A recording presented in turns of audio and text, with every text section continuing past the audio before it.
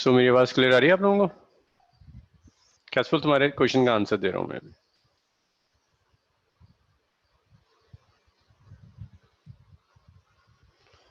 कैसफुल असल में तीन तरह के बीटा डीके होते हैं। एक होता है बीटा पॉजिटिव, एक होता है बीटा नेगेटिव, एक होता है इलेक्ट्रॉन कैप्चर। बीटा पॉजिटिव में एक न्यूट्रॉन प्रोटॉन इलेक्ट्रॉन और एंटी न्यूट्रिनो में कन्वर्ट होता है। बीटा नेगेटिव है।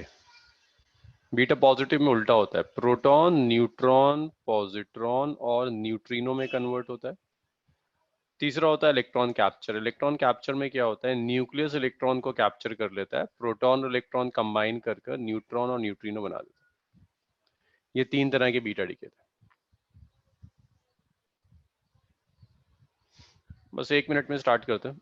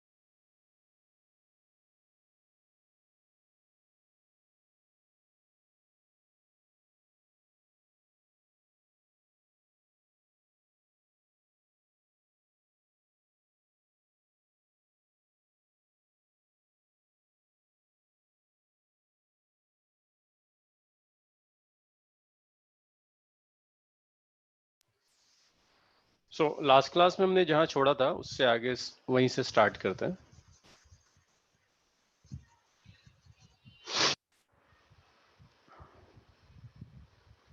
सो लास्ट हम लिस्ट बना रहे थे। सो लास्ट क्लास तक हमने कहां तक कर लिया था मिनल? लास्ट क्या था जहां पर हमने लिस्ट कंप्लीट कर ली थी, कहां तक हो गया था?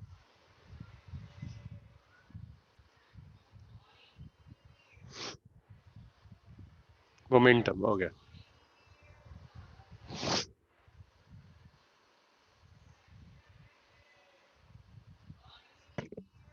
वही लिस्ट कंटिन्यू करनी है। आज कोशिश करते हैं उस लिस्ट को किसी तरह से कंप्लीट कर लें।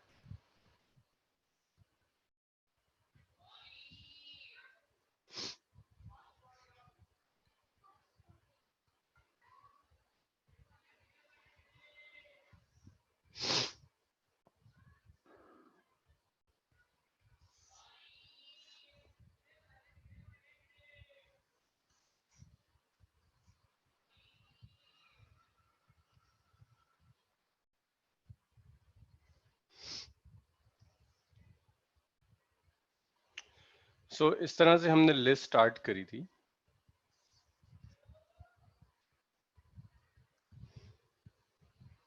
फिजिकल क्वांटिटी थी, physical quantity formula, dimensional formula,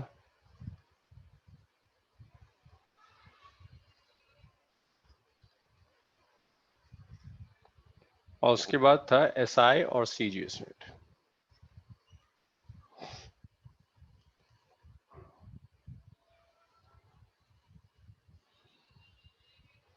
momentum तक हम कर चुके थे। 11th और 12th में ऑलमोस्ट जितनी क्वांटिटीज हैं सबकी आपको लिस्ट आनी चाहिए।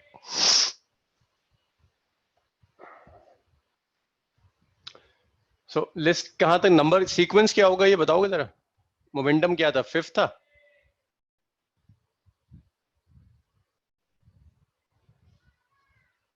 मोमेंटम 4th था।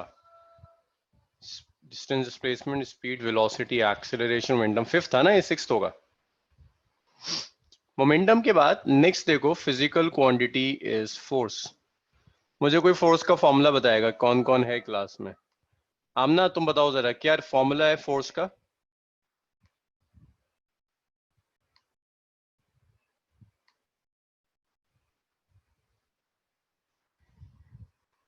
आमना, formula of force, mass into acceleration.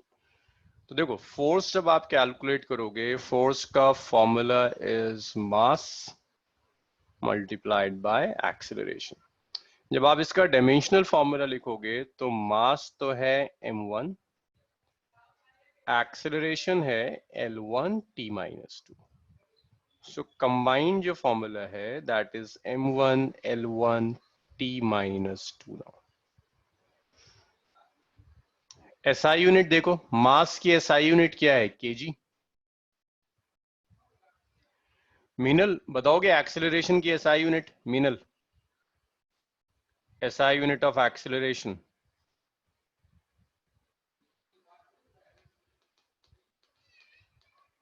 ना, मीटर पर सेकंड नहीं था, मीटर पर सेकंड स्क्वायर था। मीटर पर सेकंड तो स्पीड था, तो ये आ गया केजी मीटर पर सेकंड स्क्वायर। और इस केजी मीटर पर सेकंड स्क्वायर को आप न्यूटन भी लिख सकते हैं। भाई ये क्या ये हुआ ही P20, नाम बताओ जरा अपना, मैं ठीक कर देता हूँ। सीजीएस सब लिखोगे तो केजी की जगह ग्राम हो जाएगा, मीटर की जगह सेंटीमीटर, और फिर ये पर सेकंड स्क्वायर। इन सबको कंबाइन कर कर क्या कहते हैं, कुछ पता है किसी को? न्यूटन की जगह सीजीएस में क्या यूज करते हैं? डाइन। सीजीएस जो होगी न्यूटन की जगह आप जो यूज करोगे that will be dine. Now सो गया।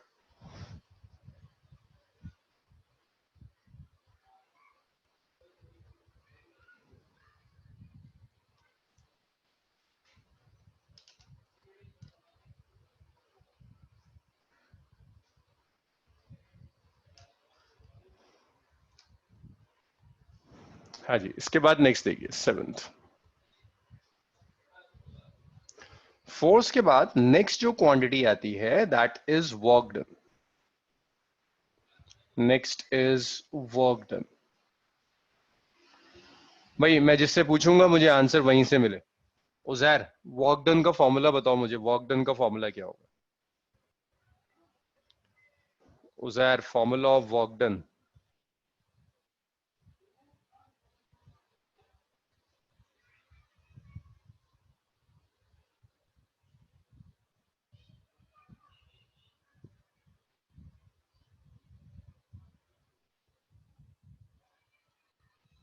उजैर नहीं बताएगा?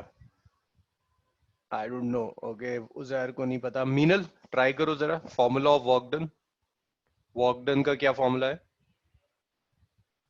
नहीं आता? फ्रैंकली बताओ, नहीं आता मतलब, अभी तो कोर्स शुरू हुआ है, तो मेरा काम है पूछने का। नहीं आता तो साफ साफ बताओ नहीं आ रहा। मीनल।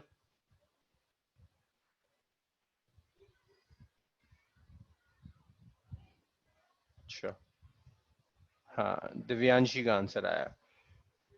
और तुम में से कोई भी ना, देखो मैं वीडियो वीडियो ऑफ करके रखता हूँ, इसका मतलब ये नहीं कि मैं क्वेश्चन पूछूंगा तुम लोग हाँ इधर उधर से देखना शुरू कर दो। Force into distance. अब देखो फोर्स का जो डायमेंशनल फॉर्मूला है वो हमने यहां निकाला, m1 l1 t-2। तो फोर्स की जगह आप लिख सकते हो m1 l1 t-2। और उसके बाद क्या आ रहा है? Distance. Distance is length which is l1। So combined हो जाएगा m1 l1 और l1 हो गया l² t-2। देखो जरूरी नहीं है कि फॉर्मूला आपको याद हो, मतलब ये याद होना जरूरी नहीं है। इंपॉर्टेंट ये है कि अगर ये लिखा हुआ है तो डायमेंशनल फॉर्मूला आपको लिखना आना चाहिए। अगर ये चीज आती है, आपको ये लिखा हुआ है, तो डायमेंशनल फॉर्मूला आपको लिखना आना चाहिए। This is important.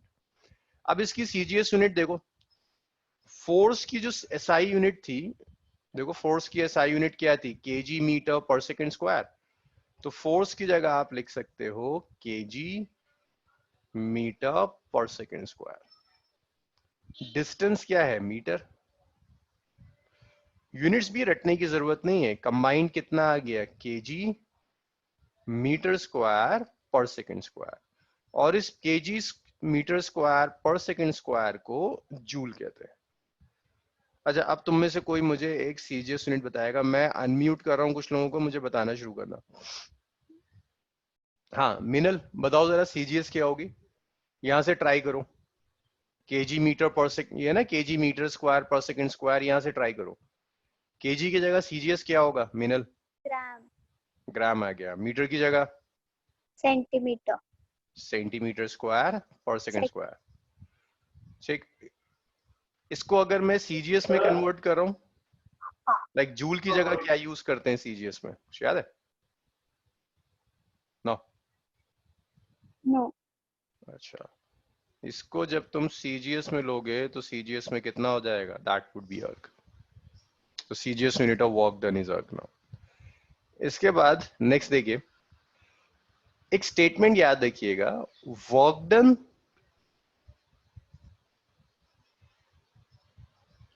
and all types of energies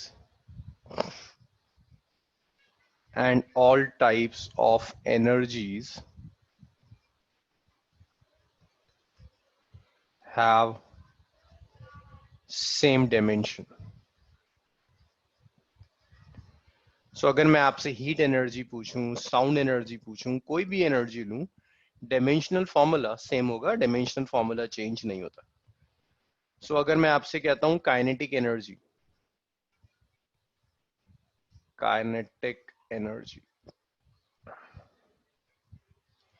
हाँ भाई कैसफिल, मुझे बताओगे काइनेटिक एनर्जी का क्या फॉर्मूला है? तो मैं अनम्यूट किया हुआ है। Half mv square. It's half mv square. एक बार यार मुझे और बता दो, डायमेंशन फॉर्मूला कैसे लिखेंगे? हाफ का dimension formula? Half dimensionless quantity. Dimensionless. Mass? m m1। Velocity? l square t minus 2। Yes, का square. So that is m1 l square t minus 2। SI unit? Joule. CGS unit will be arc now. अच्छा, मैं तुम लोगों को एक बार unmute कर दूं, अगर तुम लोगों के घरों से ज्यादा बैकग्राउंड साउंड नहीं है तो। ये जो छोटी बैचेस है ना, यूजुअली हम अनम्यूट करके ही रखते हैं। मैं सबको अनम्यूट कर रहा हूँ, अगर कोई बैकग्राउंड साउंड नहीं होगा तो जरा ढंग से डिस्कशन हो जाएंगे।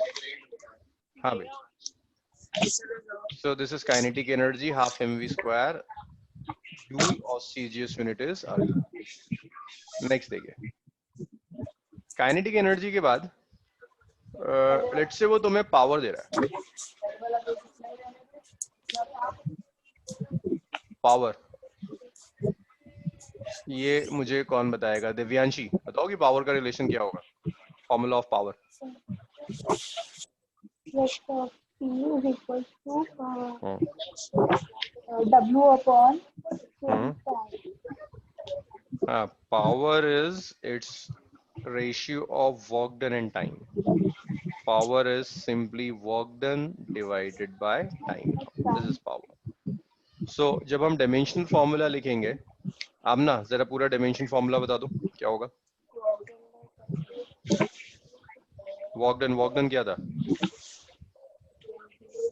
So m1 l2 t minus 2.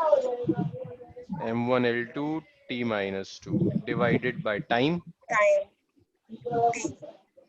Combine कितना हो गया? m1 l2 t minus 3. m1 l square t minus 3। Now power की कोई एसआई यूनिट रुक जाओ, तुम नहीं आमना, अब किसी और को बताने दो। Uzair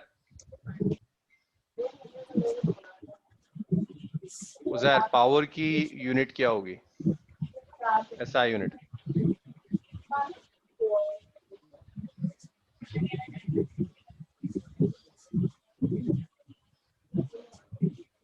SI unit, power is work done by time ना, तुम क्या लिख सकते हो? Joule divided by seconds. तो एसआई यूनिट हो जाएगी जूल्स पर सेकंड, और इस जूल पर सेकंड को वॉट भी कहते हैं, और इसे आप लिख सकते हैं जूल पर सेकंड को अर्ग पर सेकंड। ये सीजीएस यूनिट हो जाएगी। भाई यहाँ तक बताओ, किसी को कोई प्रॉब्लम?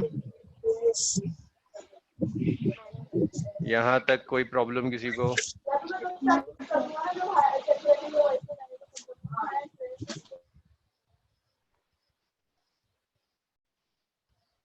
उज़ैर इतना हुआ?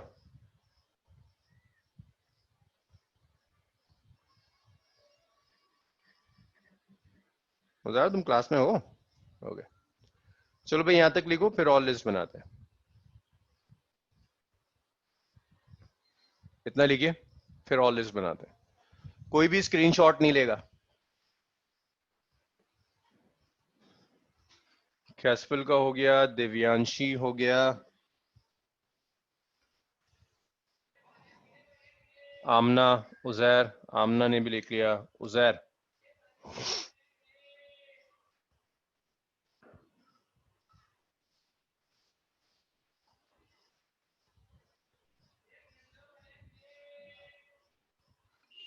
उज़ैर हुआ इतना? रब करूं इसको?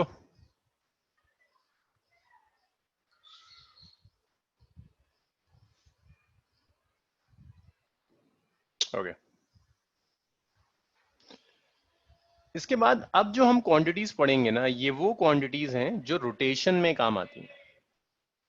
अगर बॉडी रोटेट कर रही है तो अब जो हम क्वांटिटीज पढ़ेंगे वो प्रिसाइसली रोटेशनल मोशन में काम आएगी।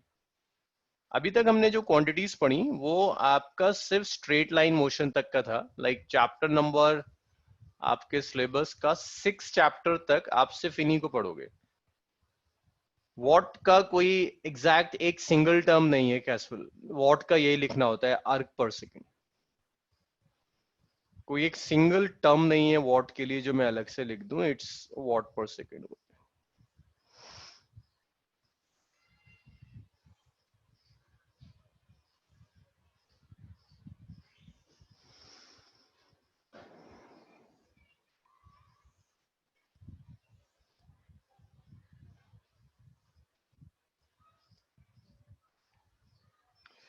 सो रोटेशन में कहां तक हो गया था? 9 हो गई थी ना, ये 10th होगी। रोटेशन में जो पहली क्वांटिटी आती है that is moment of inertia. अच्छा अब एक चीज और देखिए, मैं आपको क्वांटिटीज की डिटेल्स इस लेवल पर नहीं दे सकता।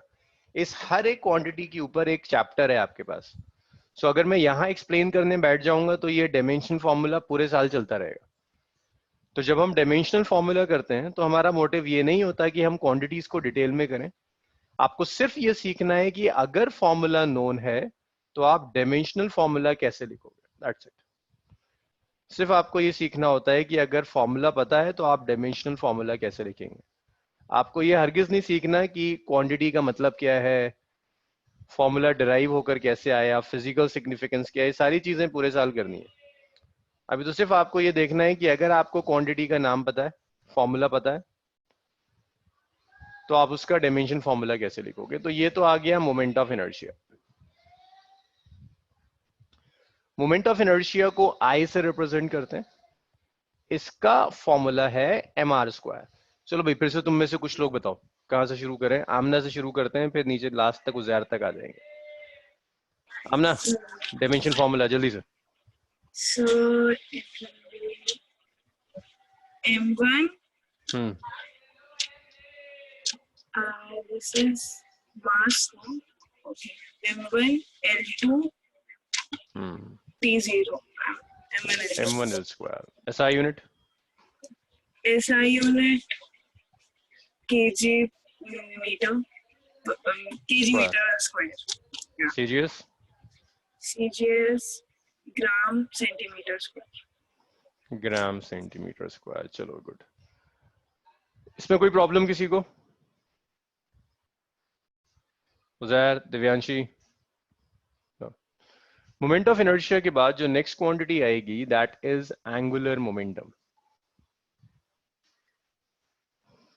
Not angular momentum, angular velocity, या और बेसिक एक क्वांटिटी लिखते हैं एंगुलर डिस्प्लेसमेंट। आज मैं कोशिश करूंगा कि ये लिस्ट कंप्लीट कर दूं ताकि फिर हम न्यूमेरिकल्स पर आ पाए। Angular displacement. दिव्यांशी एंगुलर, अच्छा नहीं, ये तो तुम्हें एंगुलर डिस्प्लेसमेंट तो मुझे बताना पड़ेगा। एंगुलर डिस्प्लेसमेंट का फॉर्मूला होता है, एंगुलर डिस्प्लेसमेंट का मतलब समझो पहले। अगर एक बॉडी सर्कुलर ट्रैक पर जा रही है, इसे मैं सॉल्व करता हूं, इसके बाद वाला दिव्यांशी का क्वेश्चन होगा। ये सर्कुलर ट्रैक है, ये सेंटर ऑफ द ट्रैक। एक बॉडी सर्कल पे जा रही है, यहां से लेकर यहां आ गई, तो इस बॉडी ने कुछ एंगल कवर किया होगा, दिस एंगल इज थीटा, इसे आप कहते हो एंगुलर डिस्प्लेसमेंट। एंगुलर डिस्प्लेसमेंट का जो फॉर्मूला है, इसका फॉर्मूला होता है theta is length of arc divided by radius. So इसको आप लिख सकते हैं, it's length of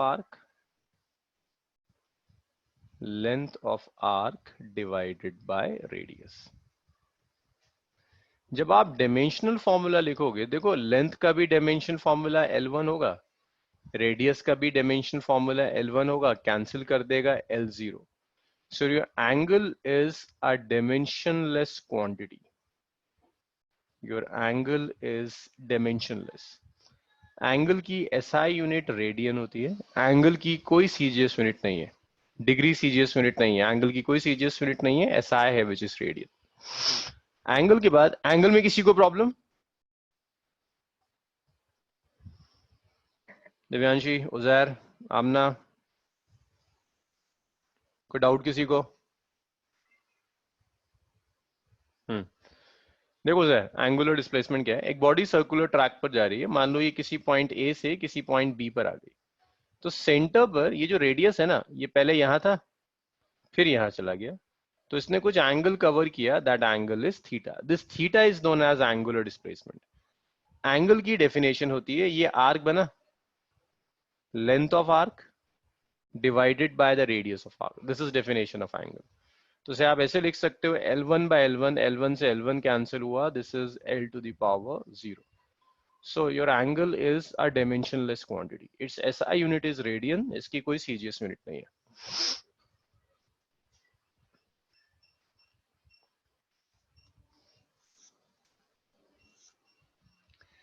angular displacement के बाद नेक्स्ट जो क्वांटिटी है, that is angular velocity. Angular velocity is omega. Angular velocity का फॉर्मूला होता है, this is angular displacement divided by time. चलो भाई दिव्यांशी, तुम्हारा नंबर है, मुझे बताओ इसका डायमेंशन फॉर्मूला क्या होगा? Dimensional formula, it's angular displacement by time, dimension formula क्या होगा? एंगुलर डिस्प्लेसमेंट ऊपर लिखा हुआ है, देखो वहां से क्या डायमेंशन फॉर्मूला है थीटा का।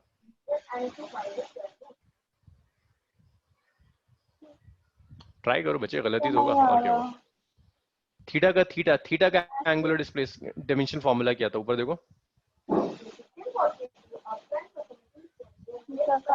L0 डायमेंशन लेस था, L0। टी टाइम है, टाइम का डायमेंशन फॉर्मूला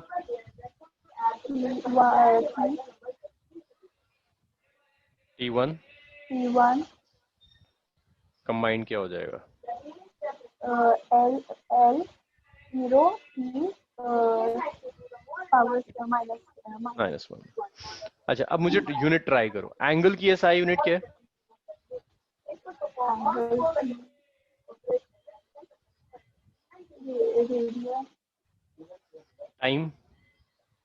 टाइम की second. So SI unit is radian पर सेकेंड। अब हुआ ये? ओके, इसके बाद नेक्स्ट है एंगुलर वेलोसिटी के बाद एंगुलर एक्सेलरेशन। एंगुलर एक्सेलरेशन को अल्फा से रिप्रेजेंट करते हैं, this is change in angular velocity divided by time. Change in angular velocity divided by time. So इसका मुझे कौन बताएगा, ये किसका नंबर है? अब दिव्यांशी के बाद कैसफल है। हाँ भाई कैसफल, बताओ जरा मुझे डायमेंशन फॉर्मूला। क्या dimension? Yes, L-2, L to the power -2. Great. Change in angular velocity is L-1 divided by time is L-1 T-, एक सेकंड, ये this is L0 t minus 1 divided by t minus 1. So that is L0 t minus 2. What about SI unit? Radian Faisal? per second square. Radian per second Radian per square. second square. No CGS unit. भाई इतना हुआ सबका? Clear है इतना?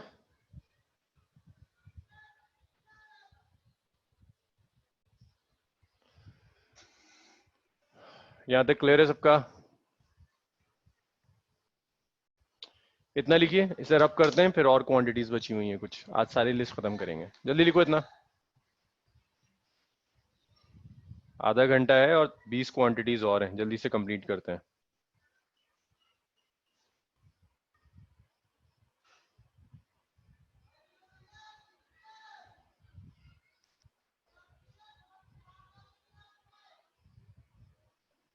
उजैर का हो गया, आमना हो गया, खैसफुल हो गया, दिव्यांशी हो गया।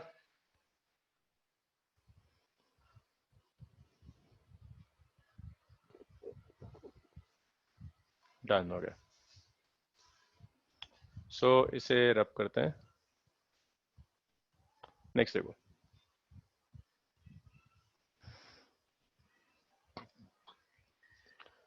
अगर तुम ढंग से सीक्वेंस देखो ना तो ये वही सीक्वेंस है जिस सीक्वेंस में तुमने स्ट्रेट लाइन मोशन किया था। एग्जैक्टली उसी सीक्वेंस में तुम रोटेशनल मोशन करते चले जा रहे हो। स्ट्रेट लाइन मोशन में भी डिस्प्लेसमेंट देखा था, एंगुलर डिस्प्लेसमेंट देखा था, वेलोसिटी थी, एक्सेलरेशन था, एग्जैक्टली उसी सीक्वेंस में जा रहे हैं।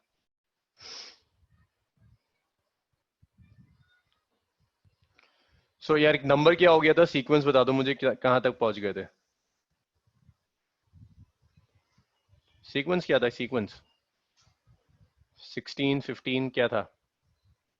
13। उजैर अब तुम्हारा नंबर। Angular momentum. अब एंगुलर मोमेंटम के दो फॉर्मूले। एंगुलर मोमेंटम को ऐसे भी लिखते हैं आर क्रॉस पी। इस एरो की टेंशन मत लो, ये एरो क्या है इसकी टेंशन नहीं लिखनी। This is R into P, this is angular momentum. Uzair मैं तुम्हें अनम्यूट कर रहा हूं, अब बताना शुरू करो मुझे डायमेंशन फॉर्मूला क्या होगा।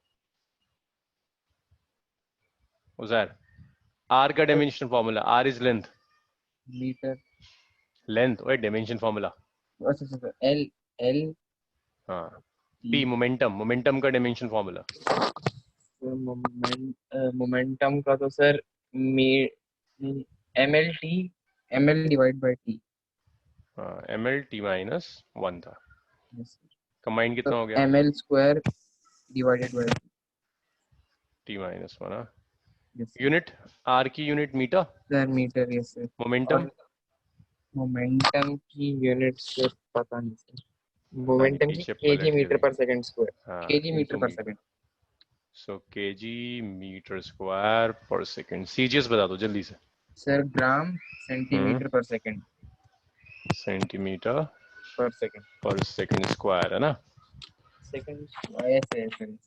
चलो अब एक और जल्दी से, अब कुछ दो चार मैं जल्दी जल्दी निपटाता हूँ। तुम लोगों को डायमेंशंस लिखनी आ गई, अब मैं थोड़ा सा तेजी से सब लिख सकता हूँ। चलो, एंगुलर मोमेंटम का एक फॉर्मूला और होता है, एल को आई ओमेगा भी कहते हैं, moment of inertia into omega. Moment of inertia का डायमेंशनल फॉर्मूला था m1 l स्क्वायर, ओमेगा था t माइनस 1। तो अब भी जो आ जाएगा that's m1 l square t minus 1। Now SI unit and CGS unit will remain same. तो formula कुछ भी यूज करो, अगर क्वांटिटी सेम है तो dimension formula will not change. Angular momentum के बाद नेक्स्ट क्वांटिटी है टॉर्क। तो कोई भी इसकी टेंशन नहीं लेगा, what is torque, what is angular momentum, एक एक चैप्टर है हर क्वांटिटी के ऊपर, बहुत डिटेल में करेंगे। तो टॉर्क को टाउ से रिप्रेजेंट करते हैं। टॉर्क को आप लिख सकते हैं, torque is R cross F. F is force, so R is length L1, force अभी आप लोगों ने किया था m1 L1 t माइनस 2। जब कंबाइन करोगे this is m1 l square t minus 2। Now जब आप यूनिट लिखेंगे, force is newton, this is metre. CGS जब आप लिखोगे तो डाइन सेंटीमीटर। टॉर्क के बाद नेक्स्ट जो क्वांटिटी आती है, एंगुलर मोमेंटम हो गया, टॉर्क हो गया, ये सब तो रोटेशन की क्वांटिटीज हो गई। अब इसके बाद टॉर्क का एक फॉर्मूला और होता है। टॉर्क को आप ऐसे भी लिख सकते हो, this is I alpha, moment of inertia, angular acceleration. Formula change करने पर डायमेंशंस चेंज नहीं होती। m1l² अल्फा था t-2, so this is m1l² t-2 now। चलो, दिस वाज अबाउट रोटेशन। जल्दी से लिख लो और बताओ मुझे इसमें किसी को कोई डाउट है? जल्दी जल्दी जल्दी करो। उजैर, इसको लिख लो इतना। अभी तकरीबन 10 क्वांटिटीज और हैं और 30 मिनट भी नहीं है, 24 मिनट हैं, जल्दी से कंप्लीट करना है। उजैर ने लिख लिया, आमना ने लिख लिया, कैसफल ने लिख लिया, दिव्यांशी, दिव्यांशी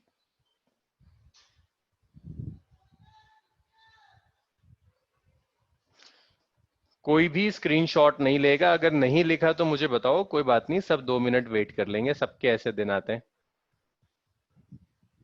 स्क्रीनशॉट मत लेना वरना कुछ नहीं होकर देगा। ओके, नेक्स्ट है,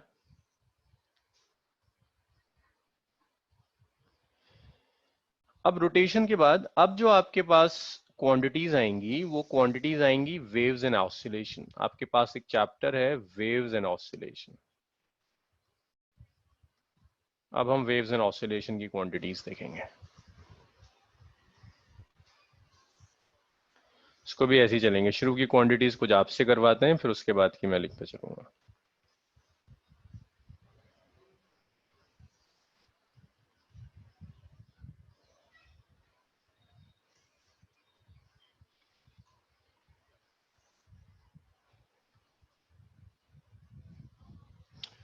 सो वेव्स एंड ऑसिलेशन में भाई नंबर क्या होगा? ये क्या था?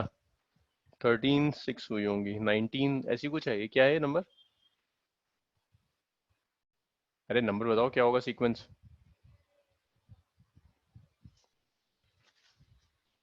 15 हो गया। वेव्स एंड ऑसिलेशन में सबसे पहली क्वांटिटी आती है wavelength. So wavelength is nothing but the length of wave. The dimensional formula of wavelength is L1, SI unit is meter, CGS unit is centimeter. Wavelength के बाद जो next quantity है that is frequency. Frequency होता है 1 by time period. So it's 1 by time period क्या होगा? T1. Dimensional formula T-1. SI unit hertz होती है और सेकेंड इनवर्स। CGS में फ्रीक्वेंसी नहीं लिखते, फ्रीक्वेंसी डिफाइंड है सिर्फ और सिर्फ SI में, CGS में नहीं। सेकेंड इनवर्स नहीं होगी। फ्रीक्वेंसी के बाद नेक्स्ट क्वांटिटी आती है which is speed of light. So speed of light C is just speed. इसमें किसी फॉर्मूले की आपको जरूरत नहीं है। स्पीड का जो डायमेंशन फॉर्मूला हुआ करता था L1 T-1, हम उसी को यूज करेंगे। SI यूनिट मीटर पर सेकेंड, CGS यूनिट सेंटीमीटर पर second.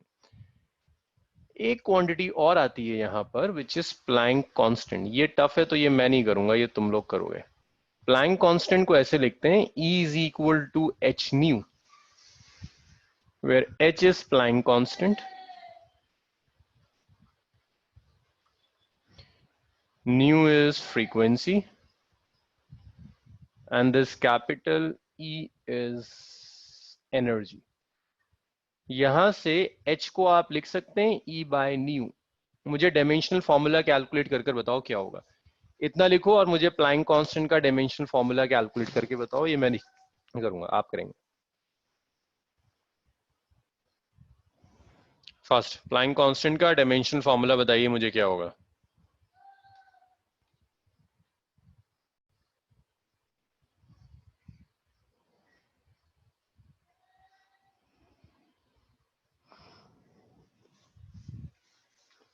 Amna, it's m1 L2 T-1। खैसफल it's m1 L2 T-3। खैसफल तुम जल्दबाजी में गलत कर रहे हो, दोबारा चेक करो अपनी कैलकुलेशन। आमना ठीक कर रही है। -1। Divyanshi, Uzair,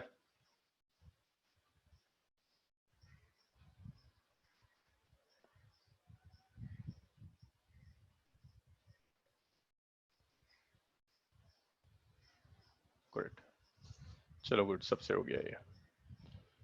this is energy by frequency, energy is m1 L square t minus 2, frequency is t minus 1, so ये combined होगा m1 L square minus 2 plus 1 हो जाएगा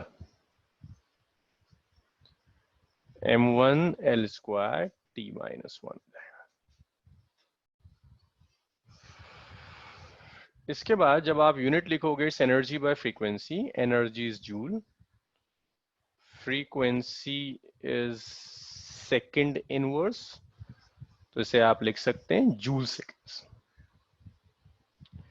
सीजीएस में हो जाएगा अर्ग सेकंड। इतना हो जाए तो बताओ, इसे रब करते हैं और आगे बढ़ते हैं। भाई यहां तक सबने लिख लिया तो बताइए मुझे, आगे बढ़ते हैं। आमना का हो गया, ओके,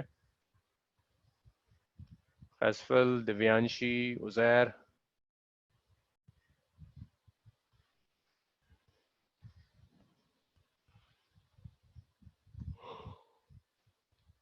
उजैर जब इतना लिख लो तो बताना मुझे।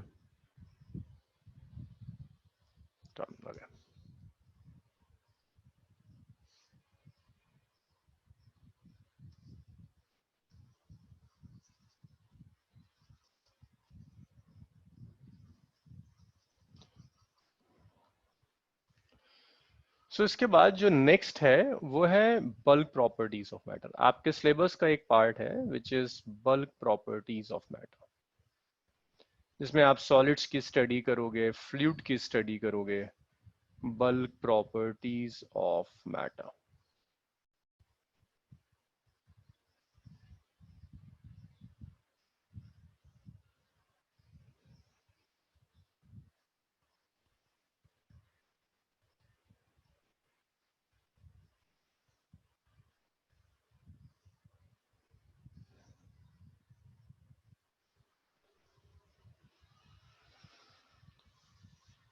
सो देखिए, नंबर क्या होगा, 19। अच्छा,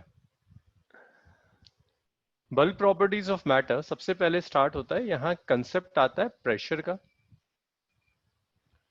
प्रेशर और स्ट्रेस एक ही चीज है, डायमेंशन फॉर्मूला बिल्कुल सेम होगा।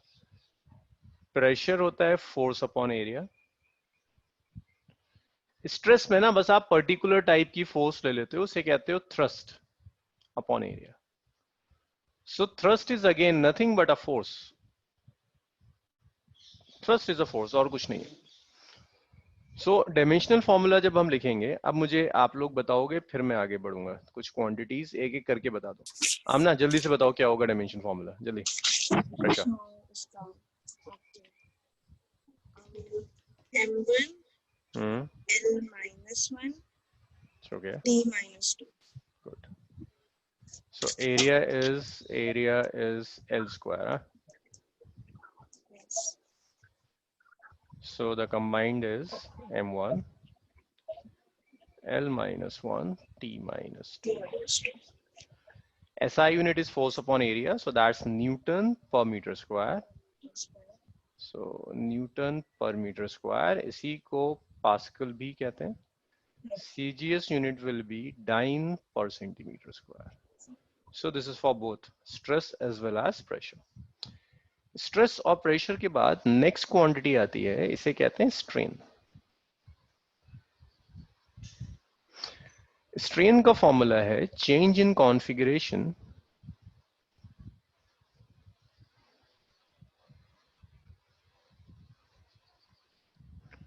Bye original configuration.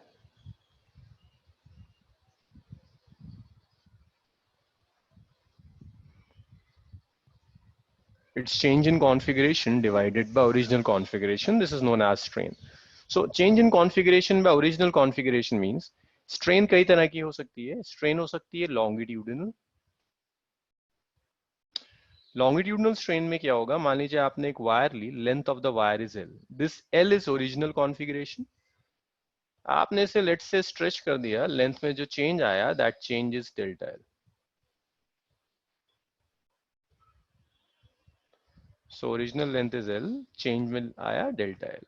So this is change in configuration divided by original configuration. So it's length by length. It's L1 and divided by L1 which is L0. So जो strain है, that strain is a dimensionless quantity. Strain में कोई भी dimension exist नहीं करती. ये और कई तरह की strain होती है, longitudinal भी होती है, ये superficial भी होती है. सुपरफिशियल मींस एरिया में चेंज कर दिया, पहले एरिया एस था, इसको चेंज कर दिया, डेल्टा एस आ गया. Change in area bye original area. Area क्या होता है? L square divided by L square, this is again L zero. Strain volumetric भी होती है, वॉल्यूम डिवाइड करते हैं, but in all cases it's delta V by V, this is L cube divided by L cube, this is L0. किसी की भी तरह की strain हो, strain है, that means it's dimensionless, it's unitless. किसी भी strain की कोई unit नहीं होती. तो आपसे कोई भी strain पूछ ले, that strain is dimensionless as well as unitless. यहां तक बताइए, कोई डाउट है किसी को?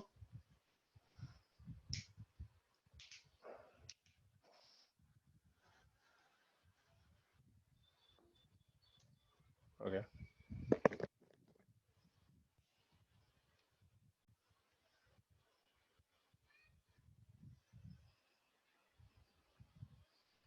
दिव्यांशी, कोई डाउट? इतना लिख डालो जल्दी से, फिर उसके बाद इतना लिखिए. कुछ डायमेंशंस और हैं इसमें, उसको भी वाइंड अप करते हैं. Okay, done. ओके,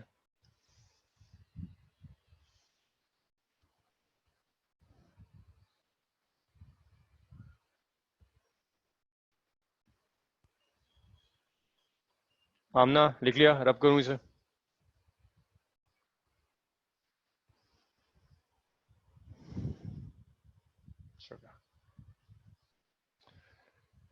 नेक्स्ट देखिए.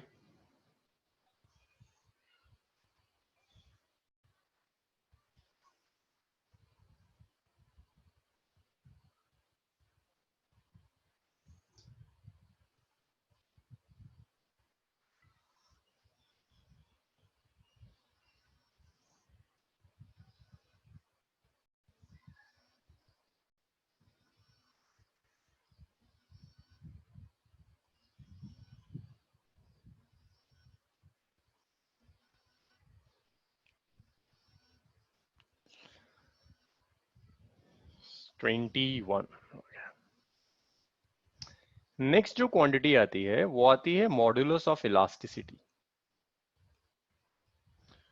Modulus of elasticity is simply ratio of stress and strain. Stress और स्ट्रेन का जो रेशियो होगा, that ratio is modulus of elasticity. Divyanshi, मुझे जरा बताना शुरू करो, डायमेंशन फॉर्मूला क्या था स्ट्रेस का?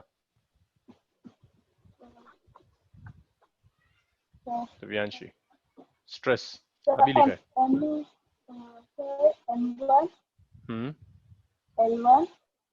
L1 था.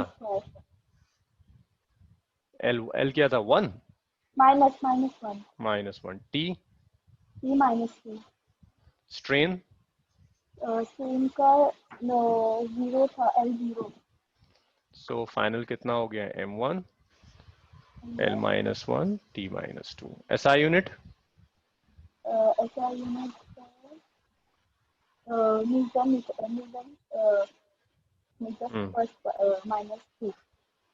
-2. न्यूटन पर मीटर स्क्वायर. और इस न्यूटन पर मीटर स्क्वायर को आप क्या लिखते हो? This is pascals. CGS will be dyne per centimeter square. Okay. चलो, दिव्यांशी हो गया. अब ये जो मॉडुलस ऑफ इलास्टिसिटी है ना, कई तरह की हो सकती है. अलग अलग टाइप की स्ट्रेन के लिए अलग अलग मॉडुलस ऑफ इलास्टिसिटी होता है. वो आपसे कहेगा यंग्स मॉडुलस, y से रिप्रेजेंट करेंगे। बल्क मॉडुलस, यंग्स मॉडुलस तब यूज करते हैं जब लेंथ चेंज होती है, बल्क मॉडुलस तब यूज करते हैं जब वॉल्यूम चेंज होता है, शेयर मॉडुलस जब शेप चेंज होता है। बट है सारी एक ही चीज, शेयर मॉडुलस को ईटा से रिप्रेजेंट करते हैं, इसी को मॉडुलस ऑफ रिजिडिटी भी कहते हैं। तो इनमें से कोई भी टर्म तुम्हें उठाकर दे दे, डायमेंशनल फॉर्मूला यही होगा, एसआई यूनिट यही होगी, सीजीएस यूनिट यही होगी। जल्दी से लिखो इतना।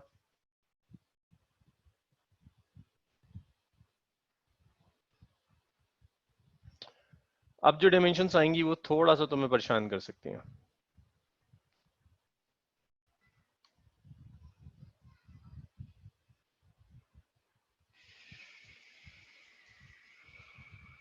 डन। ओके, दिव्यांशी नुजैर हो गया। दिव्यांशी,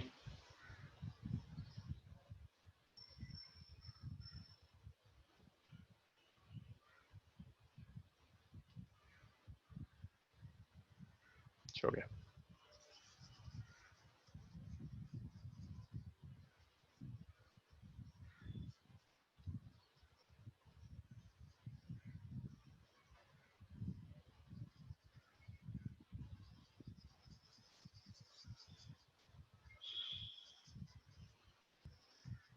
मॉडुलस ऑफ इलास्टिसिटी के बाद नेक्स्ट जो क्वांटिटी है,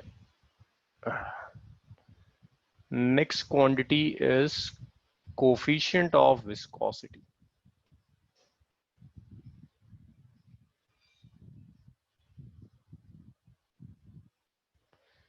इसे भी ईटा से रिप्रेजेंट करते हैं। इसके लिए जो फॉर्मूला होता है कोफिशिएंट ऑफ विस्कोसिटी का, that is eta A dv over dx। तो यहां से आप लिख सकते हो, ये जो ईटा होगा कोफिशिएंट ऑफ विस्कोसिटी, ये आ जाएगा f dx divided by a dv। f is force, a is area, dx is length, dv is velocity, change in velocity। Divyanshi हो गया था खैसफुल। चलो भाई खैसफुल शुरू कर दो, बताना शुरू करो।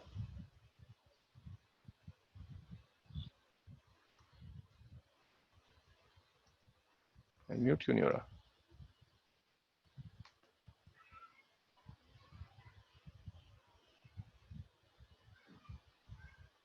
हाँ, यस कैसुअल डायमेंशन फॉर्मूला मुझे एक एक करके बताते चले जाओ, सबका डिराइव हो जाएगा।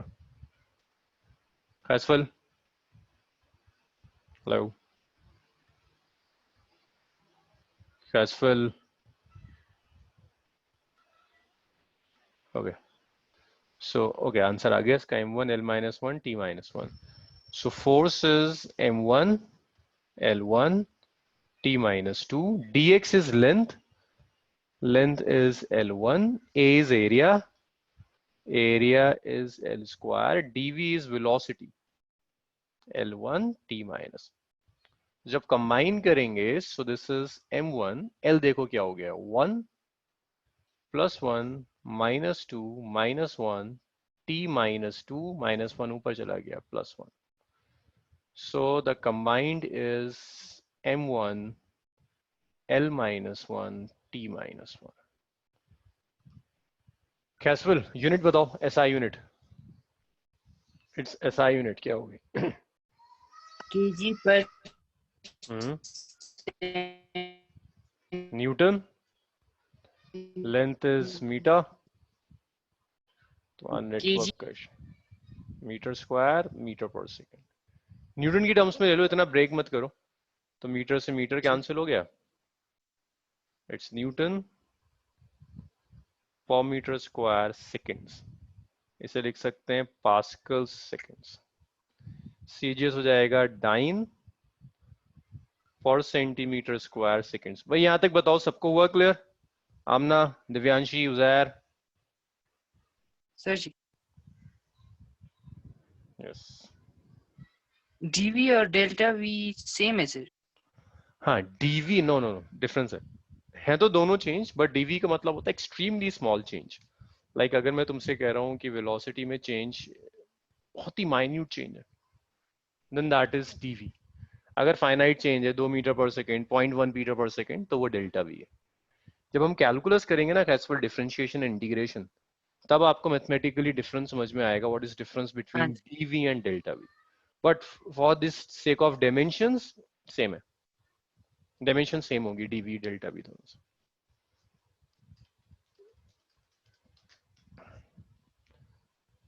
आमना दिव्यांशी का हो गया। उजैर समझ में आया या रिपीट करना है? भाई इसमें हम बैच बहुत छोटी लेकर चलते हैं, 7-8 स्टूडेंट्स से ऊपर की बैच साइज नहीं होता। तो नहीं समझ में आया पूछो, ये वो नहीं होने वाला कि तुम 50 की बैच में होगे कि पूछ भी नहीं सकते। डन हो गया। ये डायमेंशंस याद रखना, ये स्कूल एग्जाम्स में अक्सर पूछ लेता है। कैसुअल तुम्हारा एम क्या था, नीट या जेई? दोनों सर जी। भाई दोनों कैसे दे देगा? कोई एक चीज बच्चे, किसी एक पर फोकस करके चलो। होता है तुम कॉन्वेक्स लेंस लेते हैं, कॉन्वेक्स लेंस के सामने पेपर रखो, फोकस करो तो पेपर जल जाता है। फोकस हाँ नहीं जी। करोगे तो तुम 10 कॉन्वेक्स लेंस भी ले लो, वो पेपर नहीं जलने वाला। कोई एक एम लेके चलो, 2 साल फोकस करो, हो जाएगा। 2 कश्तियों में चलोगे ना तो कहीं के नहीं रहोगे। Okay sir. तो एक चीज तुम्हें देखनी होगी, तुम्हारा इंटरेस्ट कहाँ ज्यादा है, क्योंकि दोनों में अपनी डेप्थ है। Like physics and chemistry it's more और लेस कॉमन, बस जेई एडवांस में थोड़ा सा ज्यादा डेप्थ में जाना होता है। लेकिन बायो एंड मैथ्स ये 2 वास्ट सब्जेक्ट्स हैं, दोनों के साथ तुम एक साथ नहीं चल सकते। पढ़ सकते हैं दोनों, लेकिन होगा ये किसी एक में डेप्थ में जाओगे, दूसरा ऊपर ऊपर से लेके जाओगे। सो ये टाइम होता है, यहाँ से बहुत क्लियर होना चाहिए तुम्हें कि जाना कहाँ है। और जहां तक तुमसे मुझे समझ में आया है, तुम्हें चीजें पता है, तुम अवेयर हो कि कहाँ से कैसे चीजें आती हैं। मतलब तुम गूगल बहुत करते हो, तो ये डिसीजन में तुम्हें किसी की हेल्प की जरूरत भी नहीं है, तुम्हें डिसाइड करना है कि तुम्हें एक क्या चीज करनी है। सो नेक्स्ट क्लास जब हमारी होगी ट्यूसडे, तो तुम्हें ये पता होगा कि तुम्हें लेना क्या है एक चीज। ठीक है? ठीक है सर। ओके सो इसके बाद एक और चीज आती है which is surface tension. Surface tension Uzair बचा हुआ बैठा है, उजैर बताएगा। Uzair, surface tension is force divided by length. चलो उजैर शुरू हो जाओ, dimension formula. Uzair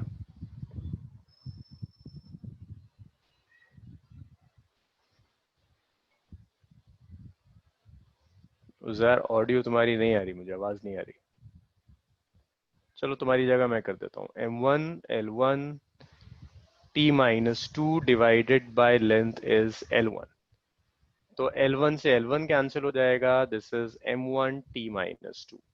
SI unit is Newton पर मीटर, CGS इज डाइन पर centimetre. So this is it. आज का टाइम गया, बस इतना ही, उसके बाद कंटिन्यू करेंगे। चलो भाई इतना लिख लो, आज क्लास होगा, ट्यूसडे इसको कंटिन्यू करेंगे आगे।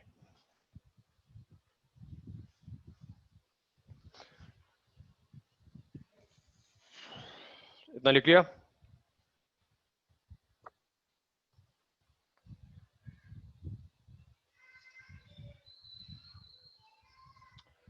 ओके सो इसे यहीं छोड़ते हैं।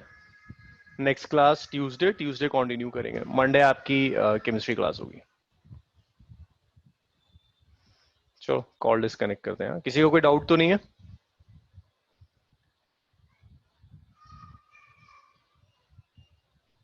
उजैर, जस्ट 10 और 12 मोर, 10 और 12। ये अच्छा है कि इस लिस्ट से ना एटलीस्ट तुम्हें पूरे सिलेबस का आइडिया हो जाता है कि आगे तुम्हें क्या क्या चीजें पढ़नी है। शुरू में थोड़ा सा स्लो रहता है, उसके बाद एकदम से भागेंगे तेजी से। चलो भाई आज इतना ही, क्लास होगा।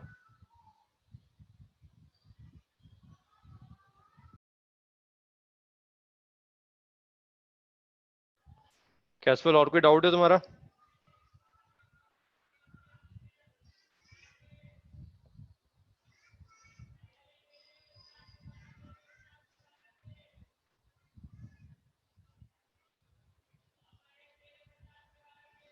हाँ कैसे बताओ। प्रोटॉन एक न्यूट्रॉन को कैसे बना सकता है सर जी, वो मुझे समझ नहीं आया। अच्छा देखो असल में तुम्हें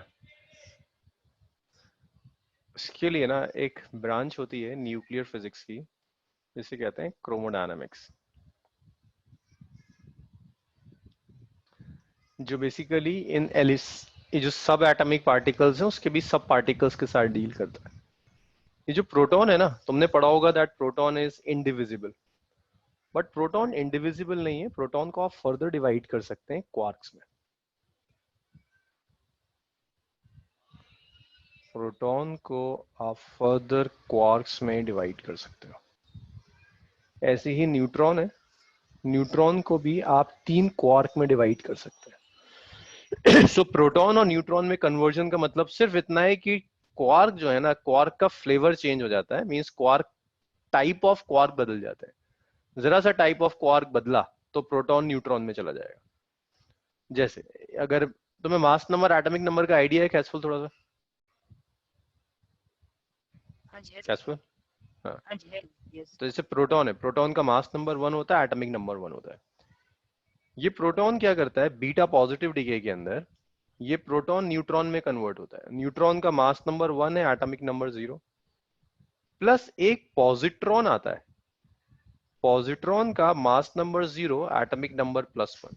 this is positron. Positron electron का एंटी पार्टिकल है, it's not proton, anti particle of electron. Plus एक न्यूट्रिनो निकल जाता है। तो देखो मास नंबर यहाँ 1 था, यहाँ भी 1 है, एटॉमिक नंबर 1 था, यहाँ भी 1 है। तो मास नंबर और एटॉमिक नंबर दोनों कैसे हैं, कंजर्व्ड। तो अगर mass number atomic number conserved तो रिएक्शन हो सकता है। तो ये वो रिएक्शन है जिससे प्रोटॉन न्यूट्रॉन में कन्वर्ट हो रहा है।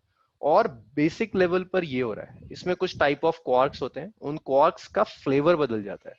फ्लेवर का मतलब है टाइप ऑफ क्वार्क। प्रोटॉन वाला क्वार्क न्यूट्रॉन वाले क्वार्क में कन्वर्ट होने लगता है। That's chromodynamics. अब ये जो कन्वर्जन है ना, ये मैं फिजिकली नहीं समझा सकता। लाइक ये ऐसा नहीं है कि पार्टिकल्स हो या चार्ज हो। फ्लेवर्स एक ऐसी क्वांटिटी नहीं है जो मैं आपको दिखा पाऊं। Flavours are mathematical quantities. So these conversions are mathematical equations के थ्रू होता है। मतलब ये ग्रेजुएशन तक नहीं करते, ये मास्टर्स में आता है। मास्टर्स इन फिजिक्स से आप करते हैं तब जाके ये चीजें डिस्कस कर रहा होता है। बट ऊपर ऊपर से यही है कि क्वार्क्स का फ्लेवर चेंज होता है। ऐसे ही जब न्यूट्रॉन होता है ना, न्यूट्रॉन का mass number 0, atomic number 1, neutron proton में कन्वर्ट हो जाता है, इलेक्ट्रॉन में कन्वर्ट होता है, और एक एंटी न्यूट्रिनो, ताकि मास नंबर एटॉमिक नंबर दोनों कंजर्व्ड रहे। देख रहे हैं, mass sorry 1 0 mass number conserved है, एटॉमिक नंबर कंजर्व्ड है। और ये होता क्यों है, कुछ अंदाजा है तुम्हें ऐसा क्यों होता है? ऐसा क्यों होता है कि एक न्यूक्लियस में अनस्टेबलाइजेशन इन न्यूक्लियस। हाँ, क्योंकि तुम्हारा जो रेडियो एक्टिव सैंपल होता है ना, वो radio active sample is unstable. वो स्टेबल होने की कोशिश करता है। स्टेबल होने के लिए उसे एलिमेंट ही चेंज करना होगा। एलिमेंट चेंज होने का मतलब है कि ऐसा हो सकता है कि यूरेनियम है, यूरेनियम किसी और में कन्वर्ट होने की कोशिश करेगा, वो किसी और में कन्वर्ट होने की कोशिश करेगा, जब तक फाइनली स्टेबल लिथियम जैसा या कुछ स्टेबल एलिमेंट ना बनना शुरू हो जाए, लेड ना बन जाए, कुछ स्टेबल एलिमेंट तक आने की कोशिश करेगा। अब वो कन्वर्जन कौन सा, कब कौन सा कन्वर्जन होगा, वो डिपेंड करता है एनर्जेटिकली कौन सा ज्यादा फेवरेबल होगा उस इंस्टेंट पर। यूजुअली ये वाला जो डिके है, बीटा नेगेटिव डिके, ये सबसे ज्यादा फेवरेबल होता है, सबसे ज्यादा पॉसिबिलिटी इसकी होती है, उससे कम इसकी होती है। सबसे कम पॉसिबिलिटी होती है इलेक्ट्रॉन कैप्चर की। अगर इलेक्ट्रॉन कैप्चर ले लिया, इलेक्ट्रॉन कैप्चर की पॉसिबिलिटी सबसे कम है। इलेक्ट्रॉन कैप्चर का मतलब है, भाई एटम में होता है ना, न्यूक्लियस है, न्यूक्लियस के अराउंड इलेक्ट्रॉन्स रिवॉल्व कर रहे हैं, ये होता है ना, न्यूक्लियस है, न्यूक्लियस के अराउंड इलेक्ट्रॉन्स रिवॉल्व कर रहे हैं। तो इलेक्ट्रॉन कैप्चर में ऐसा होता है कि कभी कभी न्यूक्लियस रिवॉल्विंग इलेक्ट्रॉन को कैप्चर कर जाता है। ये न्यूक्लियस है, ये इलेक्ट्रॉन है। न्यूक्लियस इस इलेक्ट्रॉन, इलेक्ट्रोमैग्नेटिक थ्योरी की वजह से होता है सर जी, मैक्सवेल्स।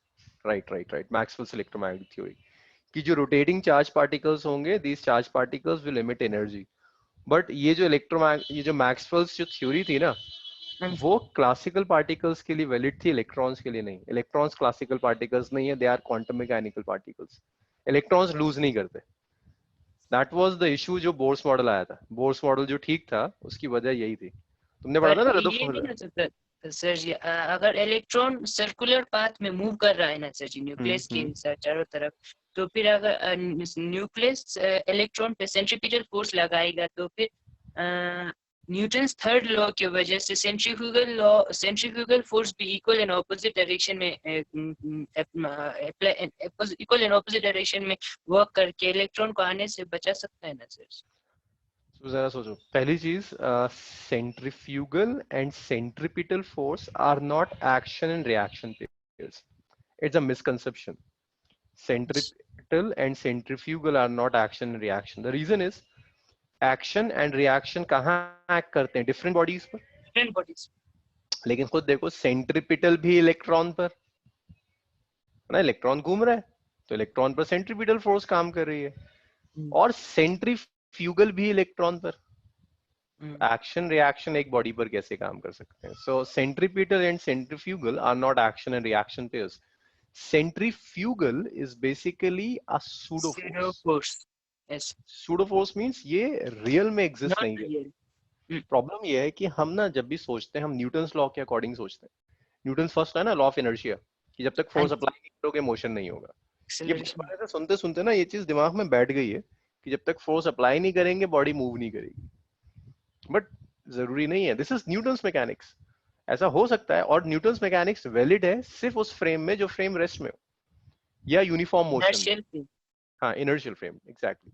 अगर एक फ्रेम एक्सेलरेट कर रहा है, that frame is non inertial, accelerating frame है, तो न्यूटन्स लॉ वैलिड नहीं है। It is possible that without applying force body move करता है। द बेस्ट एग्जांपल इज, इसका जो एग्जांपल है सेंट्रीफ्यूगल का, अगर मैं आपको किसी राइड में बिठा दूं जो राइड रोटेट करती है, क्या होता है? बाहर की तरफ फोर्स मिलती है। सर जी राइट मतलब राइड कोई राइड हो, अगर कोई झूला है जो अच्छा घूमता है ना, झूला, हाँ, कोई राइड है जो रोटेट कर रही है, उसमें अगर मैं आपको बिठा दूं तो फोर्स होता है, बाहर की तरफ एक फोर्स लगेगी। अगर तुम किसी चीज में बैठकर घूमना शुरू कर दो तो तुम्हें बाहर की तरफ एक फोर्स होगी जो बाहर लेकर जाएगी। कौन सी डायरेक्शन में सर जी घूमना? कौन सी डायरेक्शन में घूमना? कैसी भी रोटेट कर दो, बस रोटेट करो। जैसे फैन, अच्छा ले में तो फैन होते ही नहीं है, मैं फैन का एग्जांपल दे ही नहीं सकता। जैसे ये मेरा मोबाइल है, इस मोबाइल को मैं रोटेट कर रहा हूँ, ओके, ऐसे रोटेट कर रहा हूँ। अगर मैं यहाँ किसी ऑब्जेक्ट को रख दूंगा ना, तो जैसे ही मोबाइल को रोटेट करूंगा ये ऑब्जेक्ट बाहर की तरफ जाएगी। यस, हाँ जी होता है। अब बाहर इसे लेकर कौन जा रहा है? कौन है जो बाहर फोर्स अप्लाई कर रहा है? Pseudo force. हाँ, सो असल प्रॉब्लम ये है कि हम सोचते हैं फोर्स बाहर लग रही है, पर क्यों लग रही है? हो सकता है बिना फोर्स के बॉडी मूव कर रही हो। ये तो न्यूटन्स लॉ तो सिर्फ इनर्शियल में है ना, कि इनर्शियल में बिना फोर्स के बॉडी मूव नहीं करेगी, but in non inertial frame body move कर सकती है विदाउट एनी फोर्स। अब प्रॉब्लम ये आती है कि न्यूटन का लॉ नॉन इनर्शियल के लिए था ही नहीं, न्यूटन ने दिया था इनर्शियल में। तुम जबरदस्ती नॉन इनर्शियल में न्यूटन्स लॉ अप्लाई करना चाहते हो, तो वो जबरदस्ती नॉन इनर्शियल में न्यूटन्स लॉ अप्लाई करने के लिए तुम लेकर आते हो concept of pseudo force, virtual force जो एग्जिस्ट नहीं कर रही, just to make your equations valid in non-inertial frames. There are many methods like Lagrangian mechanics, Hamiltonian mechanics, जहां pseudo force की जरूरत ही नहीं है। This is Newtonian mechanics, जहां पर restriction है ना, न्यूटन ने लिखा था inertial के लिए, वो बेचारा कह के गया प्रिंसिपिया के अंदर कि inertial में अप्लाई करो, inertial में अप्लाई करो। तुम कह रहे हो नॉन inertial में अप्लाई करो, ठीक है, नॉन inertial में अप्लाई करना है तो एक वर्चुअल फोर्स ले लो। वो स्यूडो फोर्स वाला एग्जांपल ये भी हो सकता है सर जी, बस में अगर किसी ऑब्जेक्ट को टांगा दो तो ऐसे अगर बस आगे जाएगा तो ऑब्जेक्ट को अचानक पीछे आता है, पीछे आएगा। राइट। वो कहाँ से आया? वो उसका एक्सचेंज पार्टिकल, एयर का एक्सचेंज पार्टिकल। ना, that's not gravity, that's not gravitational force. पीछे जा रही है ना, क्योंकि तुम्हारा फ्रेम एक्सेलरेटिंग हो गया, बस तुम्हारी एक्सेलरेट कर रही है। अगर बस कांस्टेंट एक्सेलरेशन, कांस्टेंट वेलोसिटी पे चलता है तो कहीं नहीं जाएगा, वैसे ही रहेगा। सही वहां पर करेगा तब जाकर वो पीछे जाएगा। तो वो नॉन इनर्शियल हो गया ना एक्सेलरेट करते ही, तो वो सूडो फोर्स है, उसे पीछे लेके जा रही है। सो ये जो इलेक्ट्रॉन है जब ये रिवॉल्व करता है ये रदरफोर्ड मॉडल की लिमिटेशन थी, जो एक्चुअल में लिमिटेशन थी नहीं।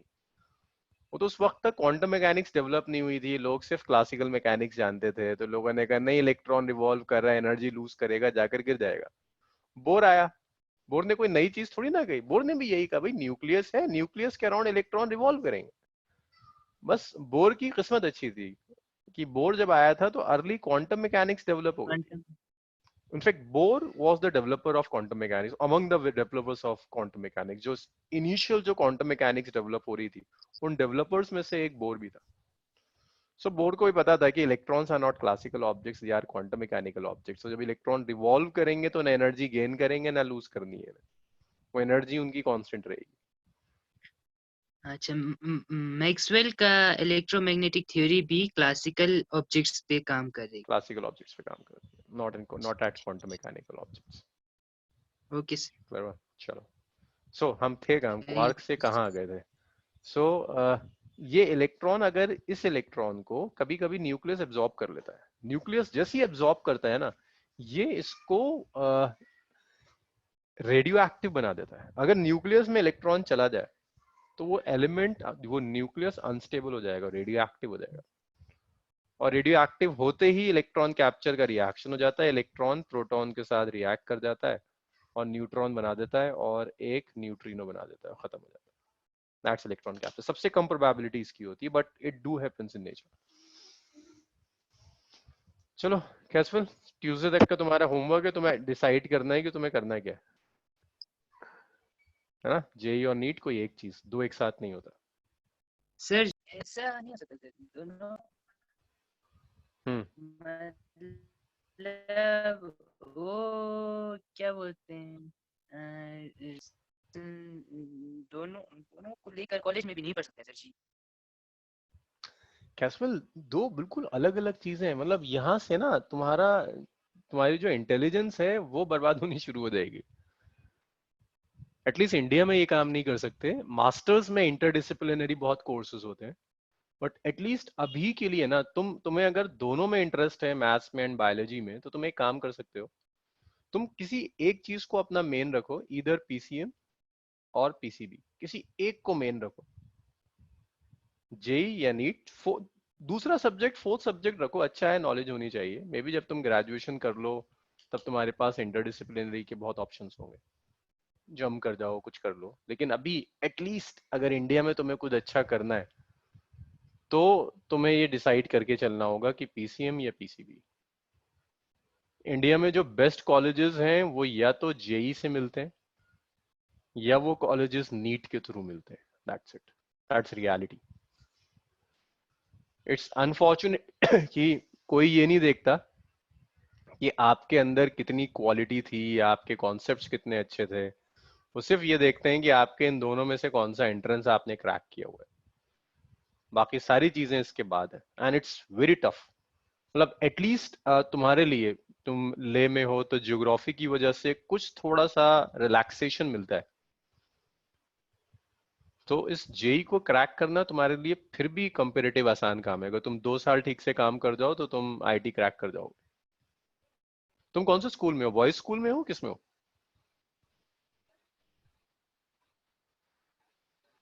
कैसफुल?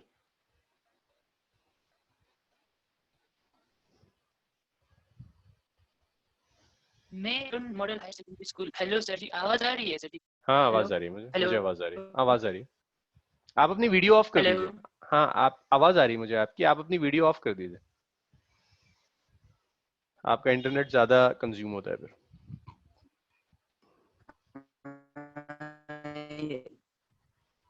10th तक मैं लैम्बडन में था। अच्छा, 10 तक उसके आप बाद लैम्बडन में थे? उसके बाद मैंने बॉयज स्कूल ज्वाइन कर लिया? मैंने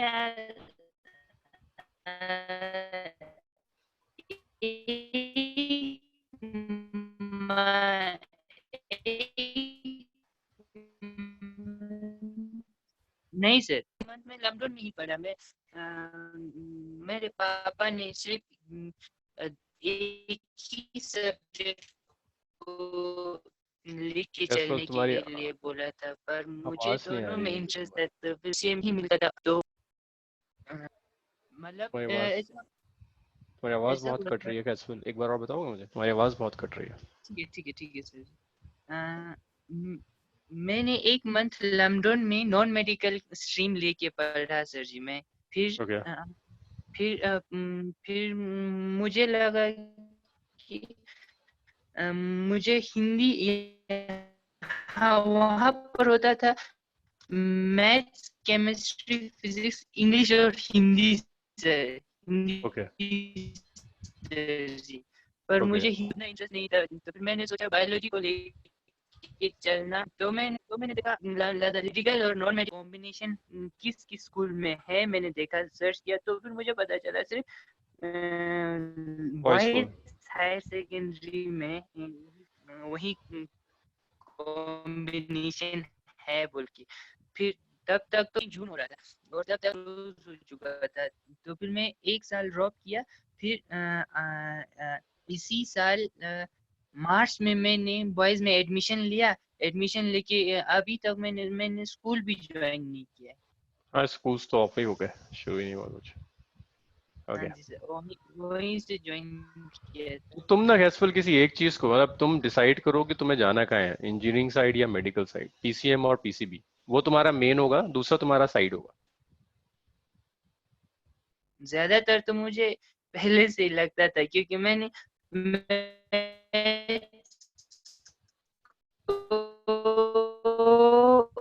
बिना तुम्हारी आवाज टीचर या वीडियो के आरडी लाइन 33 चैप्टर रहता है। हेलो सर जी, आ रही है आवाज? तुम्हारी आवाज फिर कट रही है। मैं मैंने इस फ्री ईयर में मैंने हम्म फिजिक्स और केमिस्ट्री, फिर मैथ्स, ज्यादा मैंने मैथ्स को लिया। मैथ्स का हम्म आर डी शर्मा में 33 चैप्टर्स होते हैं। 33 हम्म चैप्टर्स में 27 तक मैंने खुद कर, फिर मैंने खुद सोचा कि मुझे बायोलॉजी से अच्छा मैथ्स आ रहा है, इसलिए मेन तो मेरा अच्छा मैथ्स ही रहेगा। तो फिर मेन तो ये रखो, पीसीएम रखो, बायो है तुम्हारे पास, फोर्थ सब्जेक्ट है, तुम्हारा इंटरेस्ट सर्व करेगी। ठीक है सर। लेकिन टारगेट होना चाहिए, पता हो ना कि कहाँ जाना है। मैं खुद सोचो ना, घर से बाहर निकले और एग्जैक्ट पता ही ना हो कि किस रास्ते पे जाना है, तो घूमते रह जाएंगे। ऑलरेडी 1 साल खराब हो चुका है। हाँ खराब मेरे